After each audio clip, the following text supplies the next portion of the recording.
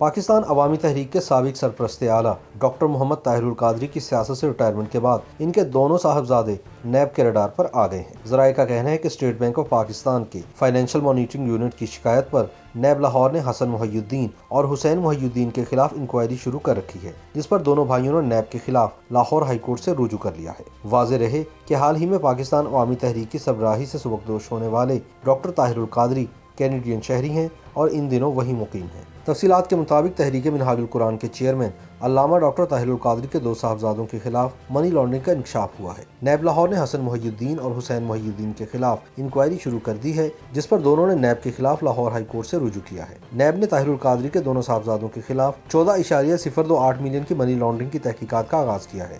بتایا گیا ہے کہ طاہر القادری کے صاحبزادوں نے نیب کے خلاف لاہور ہائی کورٹ سے بھی رجوع کر لیا ہے۔ نیب ذرائع کے مطابق اسٹیٹ بینک کے فائنینشیل مانیٹرنگ یونٹ نے نیب کو شکایت کی تھی، جس پر اسٹیٹ بینک کے فائنینشیل یونٹ نے 30 جون سن 2016 کو نیب کو طاہر القادری کے بیٹوں کی مشکوک ٹرانزیکشن سے متعلق آگاہ کیا تھا۔ اسٹیٹ بینک کی رپورٹ پر نیب نے طاہر القادری کے بیٹوں کے خلاف باقاعدہ انکوائری شروع کی تھی۔ نیب لاہور کے ذرائع کا اس سلسلے میں کہنا ہے کہ 9 جون سن 2015 سے حسن محی الدین اور حسین محی الدین کو 14.028 ملین کی رقم سید محمود شاہ اور اکبر علی کے جوائنٹ بینک اکاؤنٹ سے جمع کروائی گئی۔ یہ ساری رقم اسی روز طاہر القادری کے دونوں صاحبزادوں کے اکاؤنٹ میں منتقل کی گئی۔ نیب نے دونوں بھائیوں کو بارہا طلب کیا، لیکن یہ وضاحت دینے کے لیے پیش نہیں ہوئے۔ نیب ذرائع کا کہنا ہے کہ طاہر القادری کے دونوں صاحبزادوں حسن محی الدین اور حسین محی الدین کو طلبی کے 12 نوٹسز بھیجے گئے، جس میں ان سے ٹرانزیکشن سمیت تمام ریکارڈ بھی طلب کیا گیا تھا، لیکن ان کی جانب سے کوئی جواب موصول نہیں ہوا۔